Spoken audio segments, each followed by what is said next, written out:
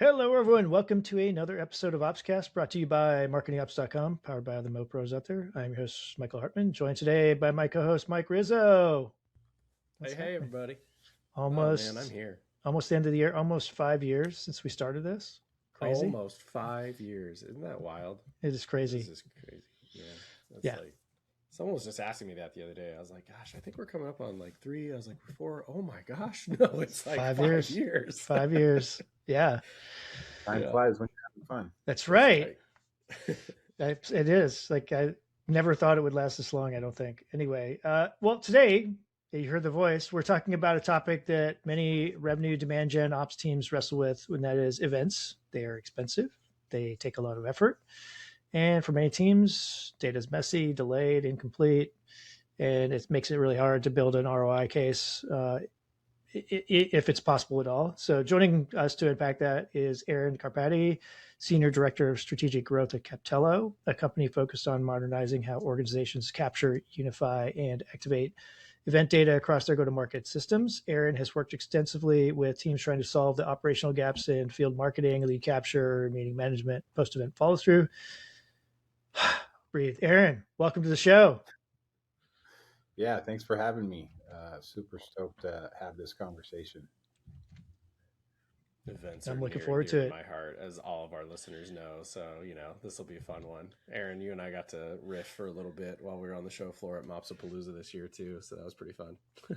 Yeah, and it's funny because I heard some of the same things from the MOPS community as I do from the events community, right? And it's what made me think, hey, we need to intertwine that a little bit because alone, they're strong, but together they can be, much stronger.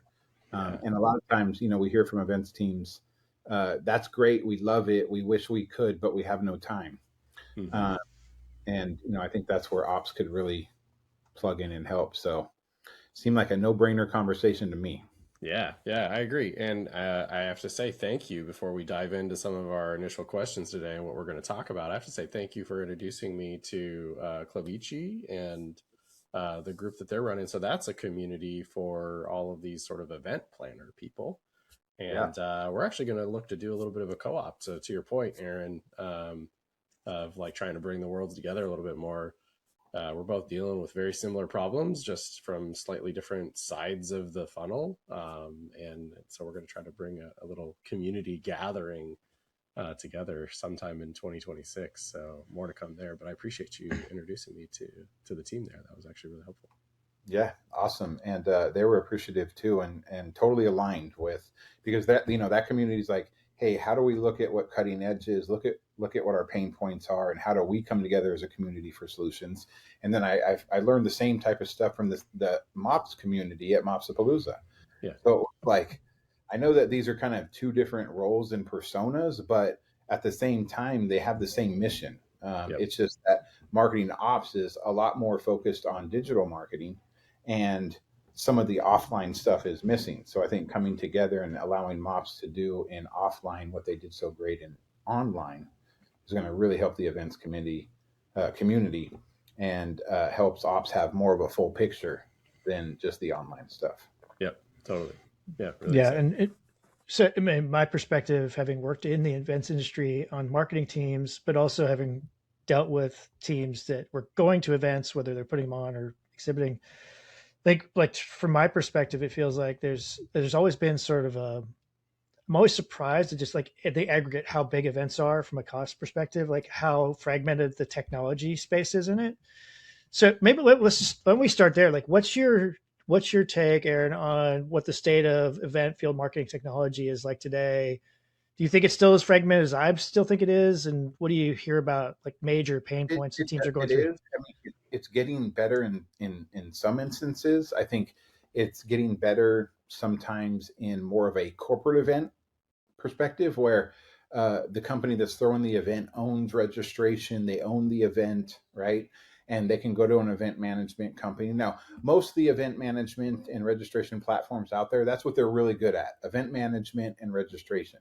But quite a bit of them have said, hey, we're going to do lead capture because we have to. Hey, we're going to do meetings management because we have to. We're going to do networking because we have to, right? But they're really, really strong in the logistics of putting on events, right? Um, where, sometimes when you're going to a trade show, you're using a different lead capture app at every event, right? Yeah. You're managing the most important executive and sales meetings with customers and prospects on spreadsheets or in workarounds in registration tools, because it really doesn't meet the requirements that you need for different types of meetings, different workflows, mapping meeting types and products and topics to the right SMEs, right? So we can have the right conversations with the right people. All of that, we go to events a lot of times to drive connection and engagement so we can have a meeting that creates and advances pipeline. And we Right. want to be able to measure that. Except sales is out there having great meetings, and sometimes booking meetings in their Outlook, which is being managed on a spreadsheet. And does that ever make it back to the journey in Marketo or Eloqua or HubSpot? No, but the digital journey looks really great, Yeah. right? I tell people this all the time. I went to the Gartner Marketing Symposium, and 95%, if not more, what I saw was these amazing, beautiful stacks, lots of automation, lots of AI, and then I see dotted lines out to events because they just gave us mangled spreadsheets from different systems in different ways, and then we have to figure out what to do with that mangled spreadsheet to get it into our systems. And sales says, those marketing leads suck. And Right. marketing says sales never follows up on our leads. And there's a big disconnect there, right? And I think if we could bring them together with the data, we could help close some of that gap. But the What different system and then the manual process is still around a lot of this, makes it hard to have digital transformation on the offline stuff right. is what we have on the online stuff. And we may get into this a little further, but like you brought up sales, like a lot of times sales, this is really where you've got people manning booths, exhibitors on that side, right? They send salespeople there, but I find that I think you and I may have talked about this, Aaron. Like one of my things is like you've got to get the right people manning your booth, right? And if you've got people who are not focused on drawing people in and having those conversations, and then to your point, right, the part of actually capturing the impact of that, it's going to be a real challenge no matter what the technology does. And what I talk a lot about is, if you're now there's other types of events than demand gen Sure. events, but the Absolutely. events industry has come up with like three different types of events. There's, customer facing corporate user conference type events. There's the third party or industry type events, and there's internal events, right?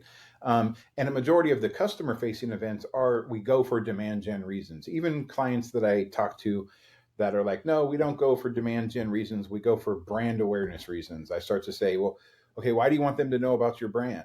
And they'll say, well, so they know who we are and they know what we do. And I say, okay, why do you want them to know what you do? So they know more about our products. Why do you want them to know about your products? So that we can sell them. Okay, so you are going to events for demand gen reasons, right?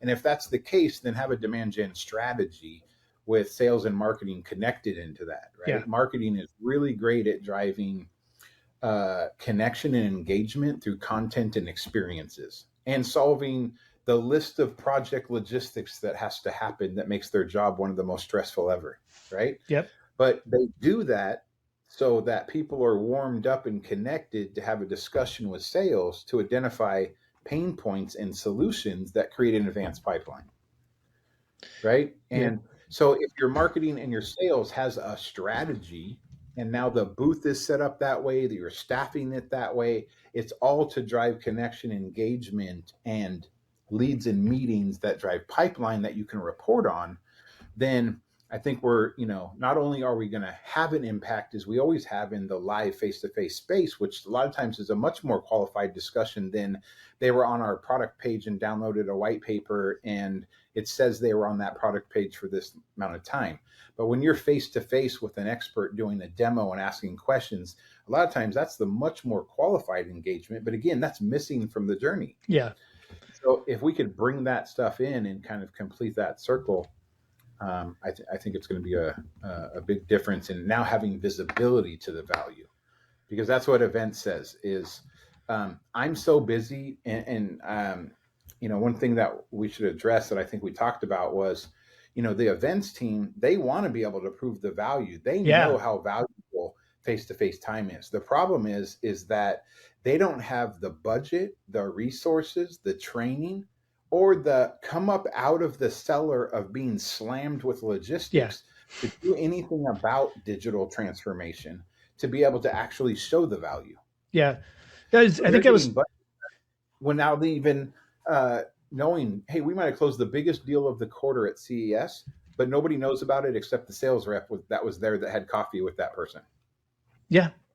Which brings me, like, one of the things that I think was interesting to me when we talked before is, because I think you're right, this ROI idea, like what's the ROI of these events? And I think a lot of organizations go a little bit based on, anecdotal, instinctual, right? We know there's value there. We just don't know how to tie it. And you brought up like that example of a coffee meeting, right? So offline touch points, as well as some of the, I think you called it unstructured data, and that's missing or inconsistent. Like, what do you like? What are those? Are those? What are the big things that you think are most field marketers, event marketers are dealing with, where there's gaps in data that would help address that ROI question? Well, again, I think it's like too many different systems to use sometimes. Spreadsheets, I think it's accurate data around what happened in those conversations that gets recorded back. They talk about it all the time. And then there's the turnaround time to get things exported from a different system at that event into a spreadsheet, and then that spreadsheet updated, and then get that to ops to get imported into Salesforce. You wouldn't believe about, we go to events and have amazing conversations, and the follow-up happens 3 to 4 weeks later because of the turnaround time to get Yeah. the spreadsheet cleaned up and actually imported into Salesforce. And then, by the way, we get spreadsheets with notes like, we had this 20-minute conversation with this perfect persona ICP customer, and then the rep put, great meeting, follow up. That's the only notes we have, right? And this is why I think bringing in AI conversational technology, something that Captello is doing with lead capture and meetings, to be able to start helping with that digital transformation, so that we're getting that data and we can start having proactive, action and tasks that help take advantage of that. But Yeah, it's really the different, again, it's not like one platform. It's, how do I get all of these different platforms that are being used at different events for leads? How do I get the spreadsheets for each event that's being managed on spreadsheets? Or maybe we're doing an Outlook process, but Outlook's a data black hole. I can't go into Outlook and say, show me all of the executive meetings that we had at Mobile World Congress last week. Yep. Right? But I need that information.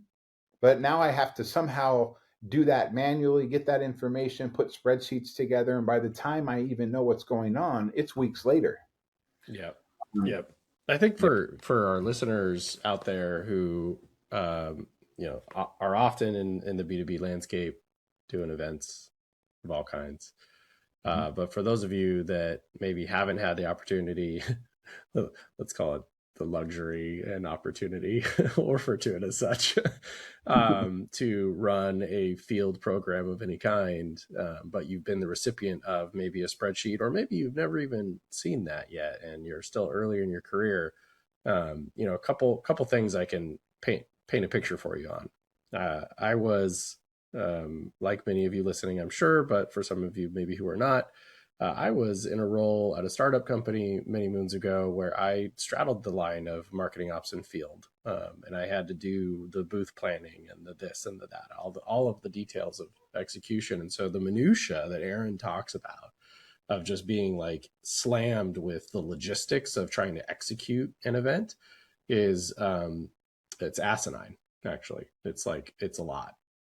And there's And always so, always at least one thing goes always, unexpectedly wrong.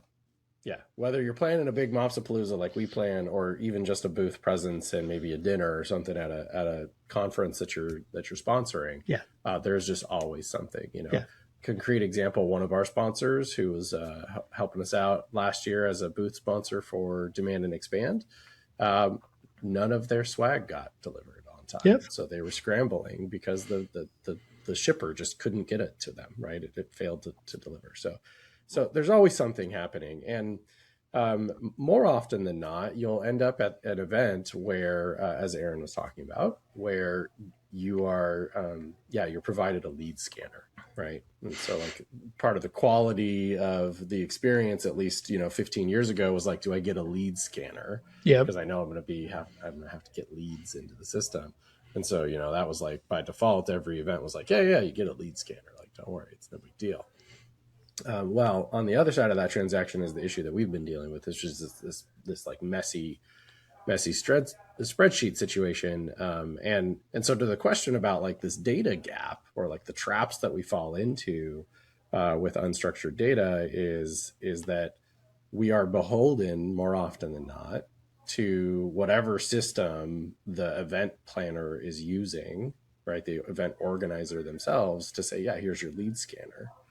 And what, and sort of choosing words for Captello here and Aaron, but what I think is sort of a cool through line here when you start to recognize that when this separation between what you would desire as the outcome and what is happening on the floor is that you have to be able to take ownership, right? And so prior to now, there haven't been a ton of opportunities for you to take ownership of that piece of the transaction, right? And so now with technologies like Captello that are coming into the market just to help you bridge that gap, if you've never experienced that pain, this is like still a very real pain that happens in the market all the time. But now this is saying like, actually, you could take ownership of this piece and say, actually, this is how we want to capture leads.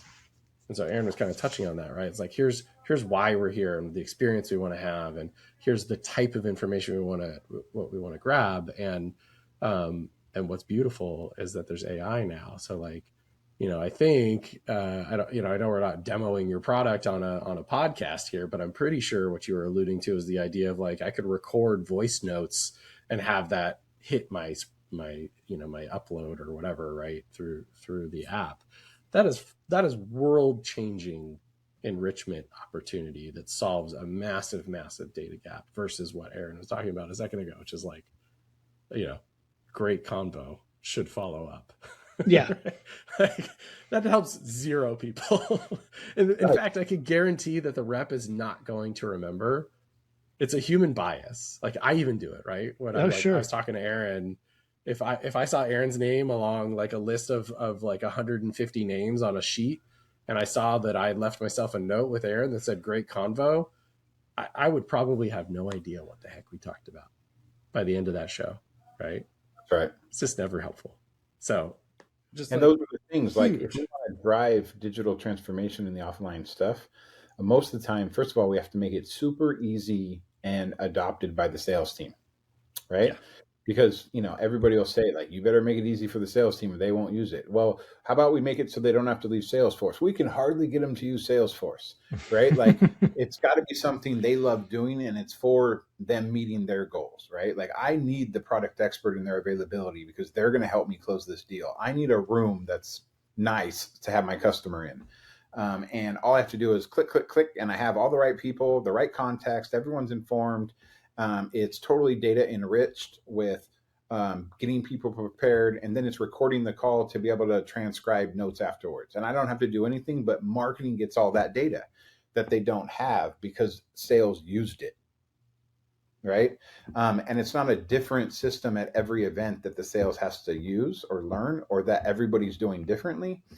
Having, and again, I'm not trying to sell Captello. It sells itself if you see it. But having one platform will help standardize the workflows and the data layer, right? Which is what I've seen work really well in the digital stack, but not so much on the offline. Yeah, totally. Yeah, I mean, look, the ownership of this piece of the technology has previously not been available to us.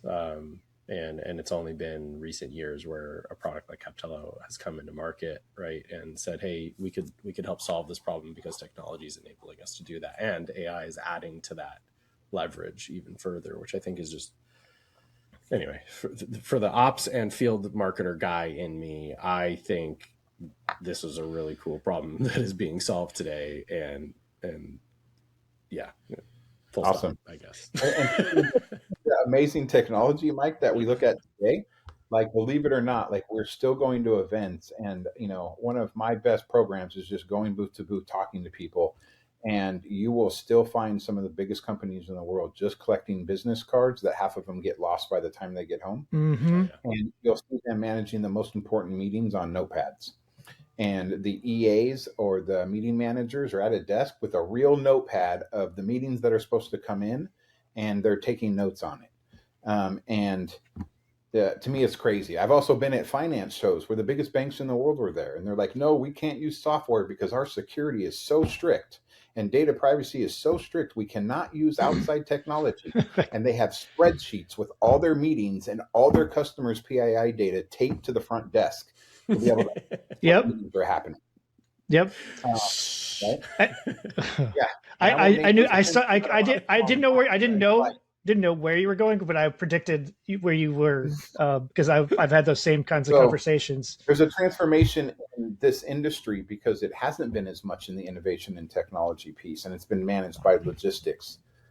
Right? Is that there's a lot to do. A lot of people are way back there. The technology companies are a lot farther, but there's some other verticals and industries that sometimes are still in the ice ages. Yeah. And when I love going to those events because they've never heard of any other technology. They're like doing it on pads of paper, and they're like, you could actually have this just on your phone. And those are really good fits. But yeah. So as I understand it, you guys started doing lead capture and then evolved from there. Like, right? So what led to, because lead capture by itself, I think, has been kind of like, I was waiting for Mike to get to the point where you use the lead capture machine that literally spit out like a receipt, right? Long piece of paper that someone that didn't have to take back to an office and manually type into a spreadsheet. That, yeah, like it gives me PTSD a little bit actually thinking about that. But like what? So just getting lead capture digitally, even if it's as simple as had great convo, would be a step up for a lot of, like, to your point here, a lot of companies. How, how did you get to the point where you were saying like there are other pieces of data that we could potentially capture through digital means? How did you identify that, and then how'd you vet it and make it happen? Well, I think it sometimes the universe things just come together and you're like, oh, well, of course it came together like that. But I've been in the meeting management of meetings at events for a long time, right? And solving that and working with some of the biggest companies. And I used to just hang my hat on driving meetings that drive pipeline, that drive revenue, right? I always was doing, and then after we sold that company and I was looking at different companies, I was realizing what I was really passionate about was always me trying to push events people to care about demand gen at events and being able to prove ROI and track pipeline, because they're always very focused on the creative, the sexy, the content, the experience, right? The experience for the experience's sake, right? As opposed, right, which were the things why sales was able to have good meetings, right? But we weren't tracking the pipeline. So those are the people that, like, I always say it, like, tracking leads in meetings is not sexy, but it sure the hell pays for sexy. absolutely. Because if you're not doing it, then the sexy is going to get cut. If I'm a CMO or a CFO and you come to me and you say, we're going to go to this event and it's going to be amazing and we're going to build community and the brand and everybody's going to have a great time, and emotionally they're going to, when they think of a problem, they're going to think of our brand, right? And if I'm a CMO and CFO, I think you're a cost center. Yep. Right? But if I came to you and I said, we're going to do all of those things partnered with sales so that we have a meeting strategy to drive meetings that create an advanced pipeline with customers, prospects, and partners, and we're going to measure that. And if we can't drive meetings that drive pipeline, we're going to turn knobs to go do more events we can and go to less events that we can't. Then if I give you more money, could you book more meetings? Right? That's been kind of my, hanging my hat on. When and I've partnered with Captello over the years as the lead capture piece, right? Okay. But you would have caught me a few years ago saying leads don't matter. It's all about the meeting. Have a meetings first strategy, and I'll still say have a meetings first strategy. but capturing people to see if they're qualified, recording those conversations that you don't have a meeting, driving some gamification, AI photo booth stuff that drives that connection to get people engaged and warmed up to have a discussion that turns into a meeting, I think is completely part of all of it. Sure. So having lead capture and meeting management in one platform with the activation capability, networking, all of that, so we can look at what is needed to drive pipeline across events and how do we standardize on one platform to do that, right? Where we leave more of the logistics, event management stuff to those companies that have been doing it for decades and decades. But wouldn't it be nice if we had kind of one demand gen platform across offline programs that combined with marketing automation and CRM to do digital transformation on all the offline stuff?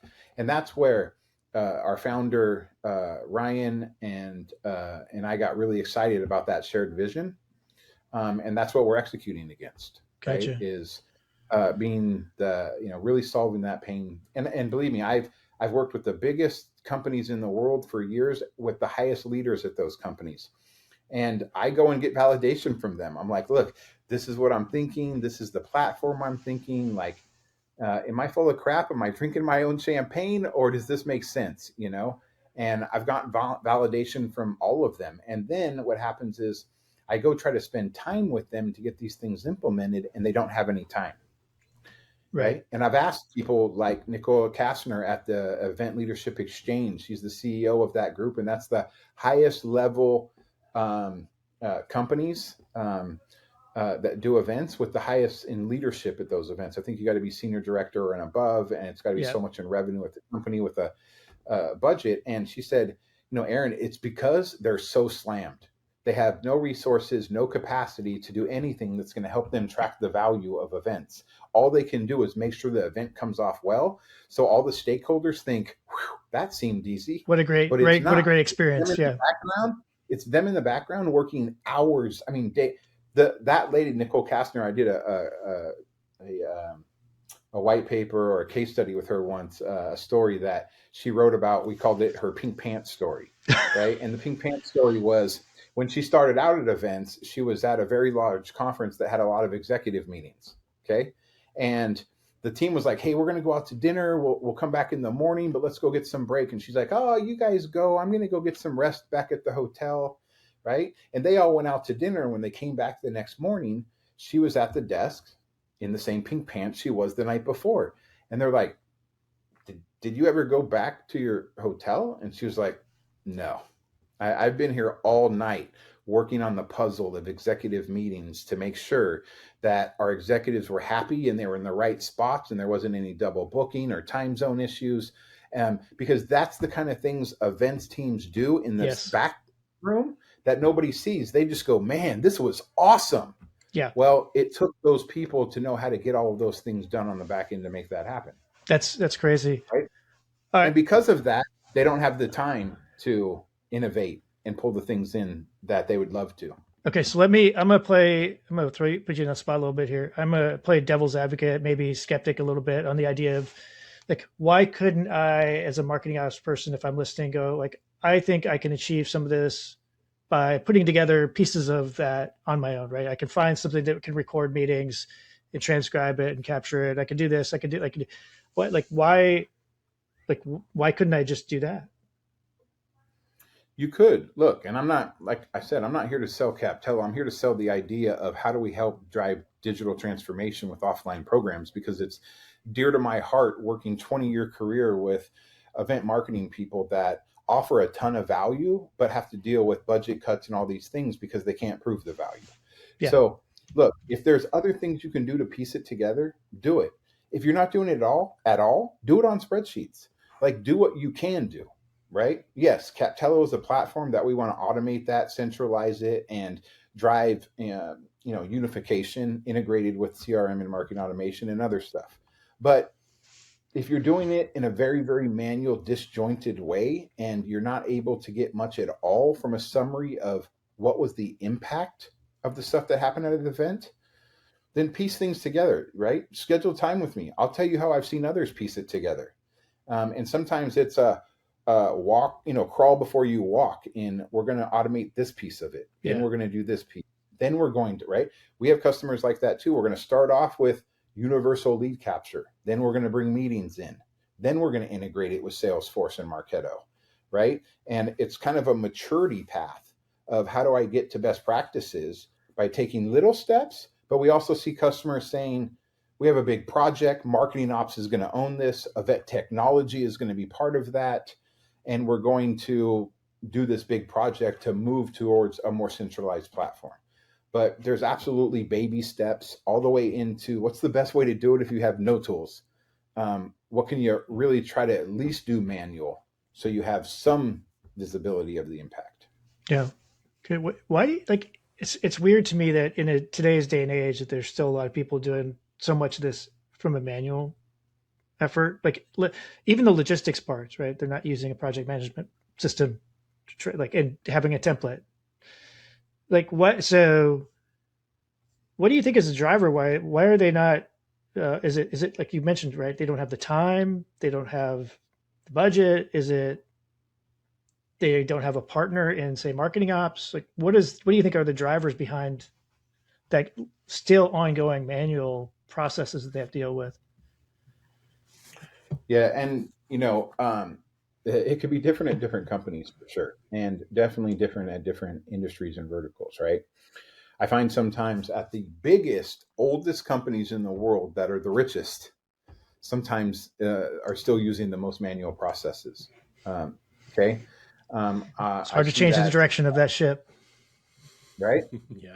Yeah, the really, really big companies that are very, very siloed, it's really hard. Like you can have one business unit that's completely centralized on stuff, but another business unit that's totally manual, and they don't talk. They have two. They might have two CMOs, two P&Ls. It's very separate, right?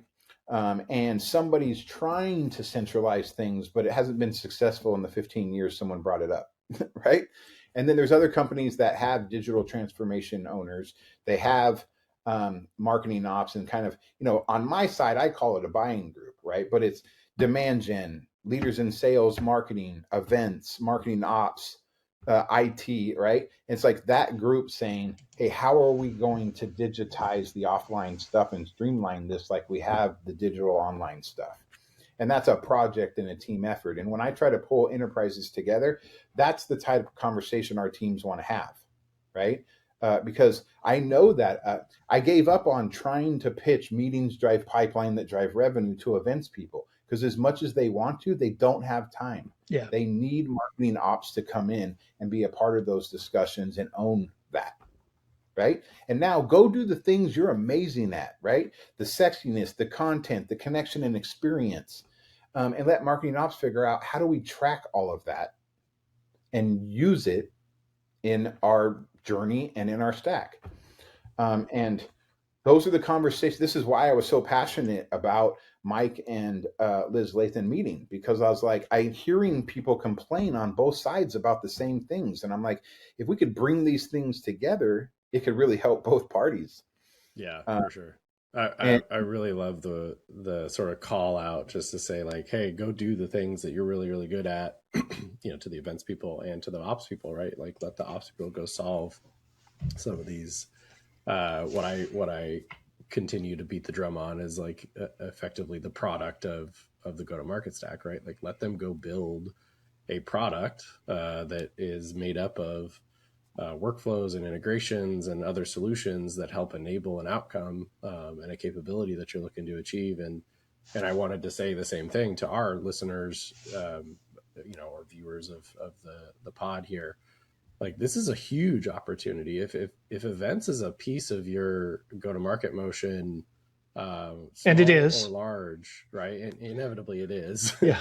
yeah. um, but if it's a piece of that go to market motion at a small company or a large company, um, uh, I don't know, stick your nose into the room, and see what's going on, and just say, hey, I'm just here to learn and just here to listen. If you're not involved in the conversation, go ahead and do that. Right. If you are, start listening with a new ear and say, are there any problems that need to be solved? And I'm not going to pretend like you're not underwater with queues of tickets and Mm-hmm. broken integrations and stuff like that. But um, oftentimes, our marketing ops professionals are also looking for a way to show that they can drive a value outcome and that they are not a cost center as well, right? And so this is a really great way for you to help bridge a gap between operational inefficiency that can be turned into a go-to-market product that enables visibility into pipeline and revenue. And you're the one potentially leading the charge, or at least stepping in as a partner and saying, "Hey, I can do this together with these folks because they don't have time, but I understand the technology." Um, and now you're not a cost center, right? You're an enabler that has helped That's create right. a system that And drives I value. identified that when I was at Mopsapalooza for the first time. I was like, wow, the content here is they're really pushing ops to take advantage of the pipeline being influenced as a result of them setting up the right stack and data layer, Yep. right? Mm-hmm. They should own that number, right? And then I'm over here at events, and we're pushing to the events teams, hey, you got to own that number. You got to care about pipeline. You got to talk about revenue, not just logistics. And I'm like, and we're speaking the same language here. We're telling them to own it. We're telling them to own it. What we need is just the buying group to own it, Yeah. right? That the sales and marketing demand gen team to own that, and who's the right person to own what piece, like you said, and then you know uh, together we become best in class. And I think now it's more important than ever, to be honest. And I think sometimes things happen at the right time for the right reasons, but I don't know about you, but I've seen some of the global VPs at Fortune 500 companies that I know complaining about how filled their inbox is and their LinkedIn inbox Hmm. with automated AI selling, right? And the content and the digital overload and the AI overload, it's like it's very hard. Even BDRs, like I heard at Mopsapalooza, being relooked at as being put back into marketing for more of a brand awareness play and embedding themselves into the market than doing cold calls and cold emails, because that don't work no more. Everybody's boxes are overloaded.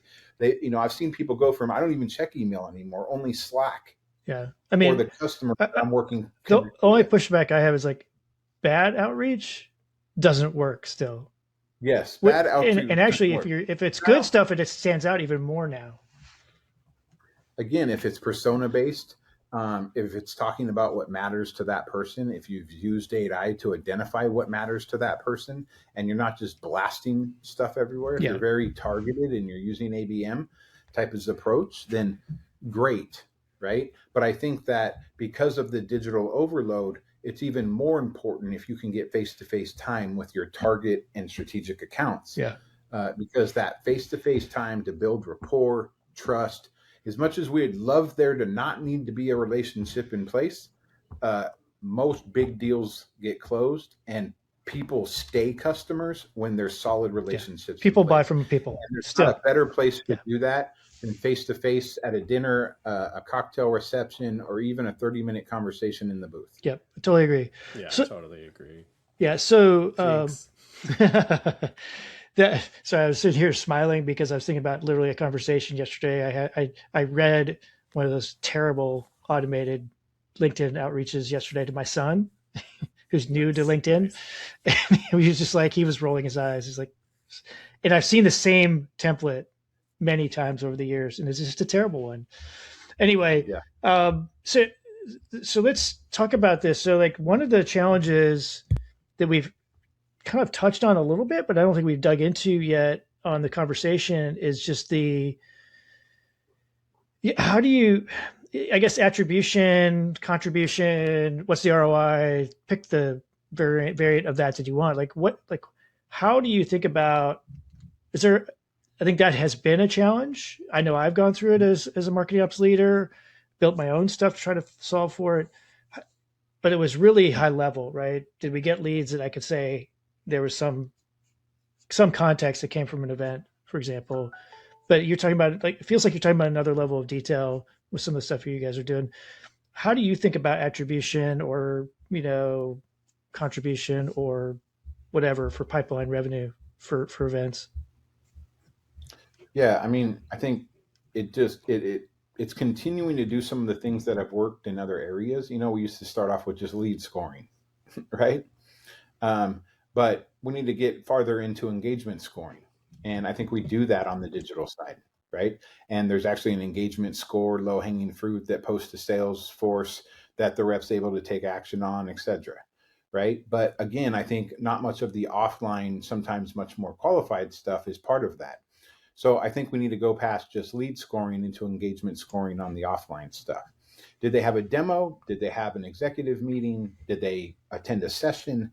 Did they do a booth tour? What are the offline things they have done? And what's the engagement score? And then the piece of that is so that we can account for attribution in influenced pipeline, right? But then there's a difference between pipeline that we helped accelerate or influence versus pipeline that we helped create, Yeah. right? So if we're meeting with people we've never talked to before, and we sit down in a room and we do discovery, that may create an opportunity. I've been to Mobile World Congress with one of the biggest players where literally it was like real-time sales and marketing funnel management on the show floor.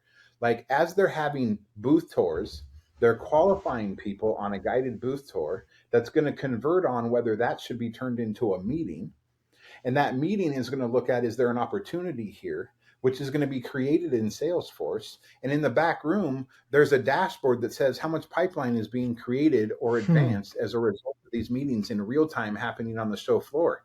And it's like, That would, wow. like, I'm going like that would, I can't even imagine being able to do that. Right. And so these are some of the companies I've worked with that I've learned these things from. And I think, this is exactly what we want to do. I thought it was just pipe, you either help create the deal and you get 100% credit, or you helped influence and accelerate it and you get partial credit. But I think, I hear people saying things like the funnel's dead and it's just this 365 thing, right? And, I don't totally believe the funnel's dead, but I think there is this 365 thing. I think that as you land and expand and that's why I talk about, it's not just when I say pipeline, I don't mean just net new pipeline, Right. right? New logo and expansion. I mean retention too, Yeah. because driving the connection and engagement and meetings that help retain your current customers through roadmap discussions, solving problems with experts on the show floor to keep your customers is just as important. So, but we need to dive more into those data layers and how we're going to track it. And I think right now, like Captello can help with pipeline created or influence, but let's look at how you're managing attribution today. Mm-hmm. Let's get into and have more of a partner discussion and say, what would make sense more for your company, because I think we need to, again, really, I'm telling you, I love when marketing leader comes to my leadership meetings and they're like, we drove this many leads and this many MQLs and this many SQLs, and we had this conversion rate on these different programs, and this is how much pipeline, right? And it's just like, holy crap, that was easy. Mm-hmm. Dude, the offline stuff is not like that. We just need to get the offline stuff so we can manage and look at what are the conversion rates on demos, what are the conversion rates on inbound meetings versus outbound meetings, what happens if they come to a booth and they're a customer, what's the value versus they're a net new person we've never talked to before, which again is stuff I see getting automated online but not offline. Yeah. I think a So call out on, we still have some work to do to understand more of it, but that's what I think. What do you think, Mike? I was just going to say, I think the call out on trying to understand the event strategy holistically, really, like for me, obviously it kind of goes without saying, but just for the sake of saying it, right? It's a data layer thing, right? So having visibility into the data itself allows you to start exploring other elements that Aaron brought up that often go completely ignored at conferences, which is your current customers are at that show, so go build rapport and help them and support them Sure. and be intentional about like driving that renewal pipeline. Right at some point in a healthy, for many of you who are working at SaaS companies, at some point in a healthy business of any kind, really, but definitely a software company, the book of business and pipeline and revenue should actually be larger on the post sale customer side than on the net new side. At Yeah. some point in a healthy business, that's what happens. And so you should go into an event with the strategy of, yeah, we're going to try to get some new deals for sure, but we also know that this is where a lot of our customers are, so let's go make sure we maintain those relationships. And the only way to do that is by getting visibility into the data layer that says, are we able to talk to them? Did we connect? What did we talk about? And how are we sort of like maintaining status quo, or, you know, even cross-selling and upselling, right? Yep. So Yeah. And that's totally right. And I've actually tracked it before, right? Is the biggest, healthiest companies in the world, 70% or more of the meetings that are happening at those events are with current customers. Yep. And a lot of times they're VIP invite only, Yeah. right? You go to Mobile World Congress and some of the biggest booths you can't even get in the booth Right. unless you have been invited to a meeting, Yeah. right? And 70% of that are with current customers to drive retention and renewal conversations and expansion conversations. Yep. It's much easier to grow your business with the customers that you have sometimes than just focusing on net new logos. Yeah. I mean, I think it's interesting, and we're probably going to wrap up. I want to ask you one more question here, but I think you talked about this data layer, but it seems like one thing that's occurred to me in this conversation that didn't earlier is this idea that there's data that's unstructured, meaning like capturing the equivalent I'm thinking of is like the sales tech things are recording calls that our reps are having with prospects and customers, that are then can be consumed and used to better improve stuff. It feels like it's like that kind of stuff. I can imagine super valuable for marketers, for sales teams, etc. So that's been really interesting for me to just think about. I guess since we are short on time, I feel like we're cutting this way short, but I think we're going to have to cut it that way. But looking ahead, we're mid-December 2025 as we're recording this. So 2026, it's time for predictions. What are you seeing and expecting in 26 for the event tech space? I think people are very focused on AI and wanting to be that AI event company. Mm-hmm. I think people are going to try things. I think some things are going to work, some things aren't. I think that we're really, if you're going to do things, you're going to, need to test some of the things out if you've never worked with that customer before, because I think there's sometimes a lot of noise, and you can use AI sometimes to do some guessing.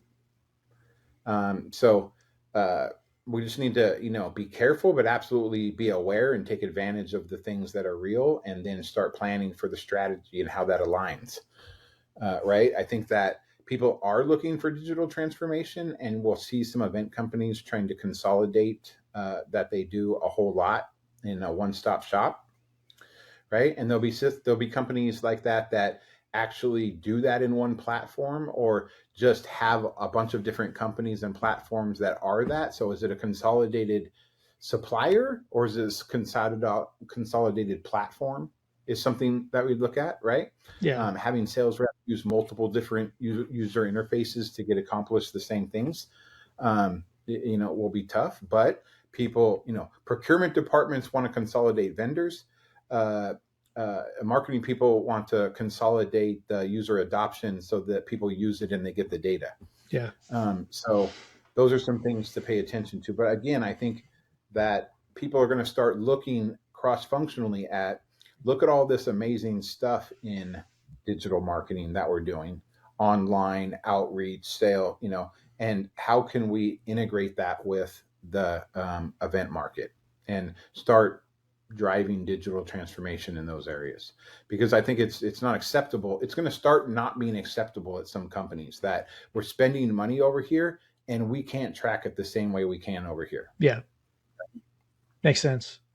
Aaron, thank you. Been great. If folks want to continue the conversation with you, or learn more about what you or what Captello is doing, what's the best way for them to do that? Yeah, I mean, come to captello.com and hit us up, or come to my LinkedIn and hit me up. I'd love to connect. As you can see, I'm pretty dang passionate about this stuff. It's been something I've been doing a long time. Thank God I make money at it. Right. But I probably would do it if I didn't, just because I've been so embedded and invested in this for so long. And I love just working through those problems and talking about it, and helping new people that are coming into the market learning this right off the bat, instead of having to relearn because they started off with doing more of the old school things. So I talked to a guy the other day that's like right out of college, first event job. And I was like, call me up. We'll spend some time. I told him the difference between a corporate event where they own Reg and a trade show and industry event.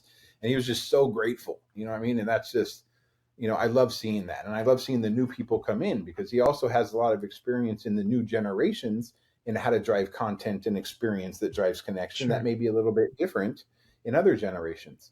So yeah, I'm excited about the future Yeah. I on both mean, sides. I think I'm walking away with the theme that we should expect better data out of our non-digital activities than we currently do, right? So I think that's Yeah. really the theme here for me. Aaron, again, thank you. Mike, as always, thank you to our Thank listeners. you. Thanks for supporting us. If you have ideas for topics or guests or want to be a guest, you can always reach out to Mike, Naomi, or me, and we'd be happy to get the ball rolling. Until next time, bye, everybody. Yep. Thanks, guys, for Bye. having Captello and myself, and talk to you soon. Okay. Thanks.